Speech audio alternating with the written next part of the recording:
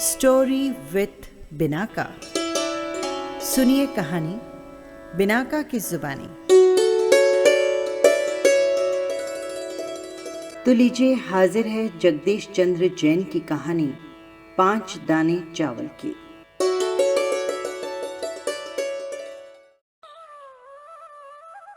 राजगृह में धन्य नाम का एक धनी और बुद्धिमान व्यापारी रहता था।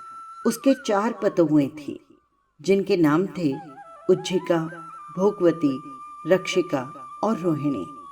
एक दिन धन्य ने सोचा, मैं अपने कुटुंब में सबसे बड़ा हूँ और सब लोग मेरी बात मानते हैं।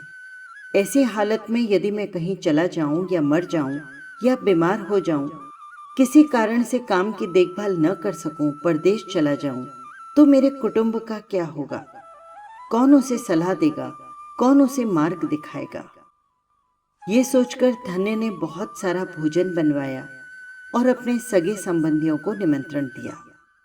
भोजन के बाद जब सब लोग आराम से बैठे, तब धन्य ने अपने पोते बहुओं को बुलाकर कहा, देखो बेटियों, मैं तुम सबको धान के 5-5 दाने देता हूँ। इन्हें संभाल कर रखना और जब मैं मांगूं मुझे लौटा देना। चारों पोतों की बहुओं ने जवाब दिया, पिताजी की जो आज्ञा। और वे दाने लेकर चली गई। सबसे बड़ी पतोहू उज्जिका ने सोचा, मेरे ससुर के कोठार में मनो धान भरे पड़े हैं। जब वे मांगेंगे, कोठार में से लाकर दे दूंगी। ये सोचकर उज्जिका ने उन दानों को फेंक दिया और अपने काम में लग गई। दूसरी पतोहू भोगवती ने भी यही सोचा कि मेरे ससुर के कोठार में मनो धन भरा पड़ा है। उन दानों का छिलका उतारकर वो खा गई। तीसरी पतोहू रक्षिका ने सोचा कि ससुर जी ने बहुत से लोगों को बुलाकर उनके सामने हमें धान के जो दाने दिए हैं, उन्हें सुरक्षित रखने को कहा है। अवश्य ही इसमें कोई रहस्य होना चाहिए। उसने उन दानों को एक साफ कपड़े में बांध रत्नों की पिटारी में रख दिया और उसे अपने सिरहाने रख सुबह शाम उसकी चौकसी करने लगी। चौथी पतोहू रोहिणी के मन में ये विचार उठा कि ससुर जी ने कुछ सोच कर ही हम लोगों को धान के दाने दिए हैं। उसने अपने नौकरों को बुलवाकर कहा, सुनो, जोरों की वर्षा होने लगी है। छोटी छोटी क्यारियां बनाकर इस धान को बो दो। फिर इन्हें 2-3 बार करके एक स्थान से दूसरे स्थान पर रोपते जाना और इनके चारों ओर बाड़ लगाकर इनकी रखवाली करो। नौकरों ने रोहिणी के आदेश का पालन किया और जब हरे हरे धान पककर पीले पड़ गए, उन्हें एक तेज दंतिये से काट लिया। फिर धानों को हाथ से मला, उन्हें साफ करके कोरे घड़ों में भर, घड़ों को लीप पोत कर उन पर मोहर लगाकर कोठार में रखवा दिया। दूसरे साल वर्षा ऋतु आने पर फिर से इन धानों को खेत में बोया और पहले की तरह काटकर साफ करके घड़ों में भर दिया। इसी प्रकार तीसरे और चौथे वर्ष भी किया। इस तरह उन 5 दानों के बढ़ते बढ़ते सैकड़ों घड़े धान हो गया। घड़ों को कोठार में सुरक्षित रख रोहिणी निश्चिंत होकर रहने लगी। जब 4 वर्ष बीत गए, तो एक दिन धन्य ने सोचा कि मैंने अपनी पतोहुओं को जो धान दिए थे, उन्हें बुलाकर पूछना चाहिए कि उन्होंने उसका क्या किया।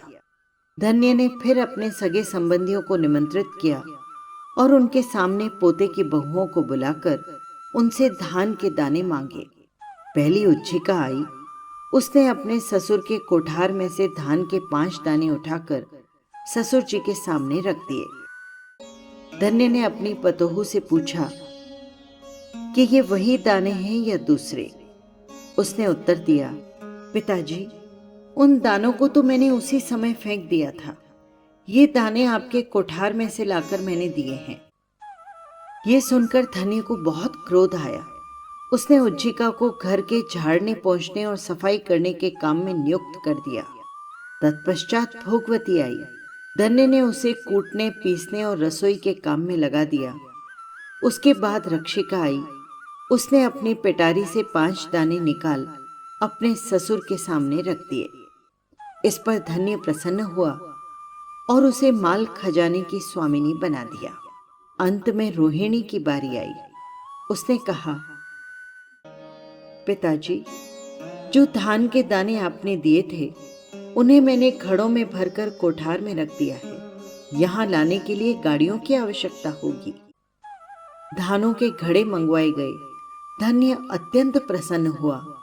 रोहिणी को उसने घर बार की मालकिन बना दिया और घर की सारी जिम्मेदारियां और चाबियां उसे संभला दी। बस यही थी कहानी। आपको कैसी लगी कमेंट बॉक्स में ज़रूर लिखिएगा। और हाँ, यदि आपने चैनल को सब्सक्राइब नहीं किया है तो कर लीजिएगा।